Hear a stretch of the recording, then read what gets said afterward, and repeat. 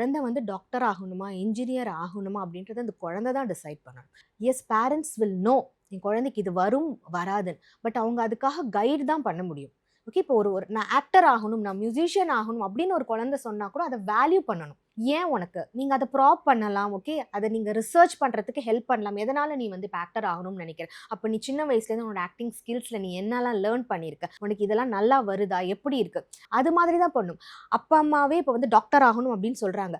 அந்த குழந்தை நல்லா படிக்கிற குழந்தையா இருக்கட்டும், பட் அந்த குழந்தைக்கு வந்து டாக்டர் ஆக வேணாம், அந்த குழந்தைக்கு மீடியால போகணும். ஓகே, ஏதோ ஒரு விதத்துல வந்து மீடியால போயிட்டு நான் ஏதாவது ஒன்று சாதிக்கணும் அப்படின்னு நினைக்கிற குழந்தைக்கு இல்லை நீ நல்லா படிப்ப, நீ டாக்டர் தான் ஆகணும் நம்ம வந்து அங்கே ஃபோர்ஸ் பண்ணவே முடியாது. ஸோ அதே தானே வந்துட்டு உங்களுக்கு பொலிட்டிக்கல் இதுலேயுமே வரும், ஒரு ஒரு பார்ட்டிஸ்க்குமே வரும். ஸோ எப்பயுமே பேரண்ட்ஸ் கூட ஒப்பீனியனை குழந்தைங்க கிட்ட திணிக்காதீங்க.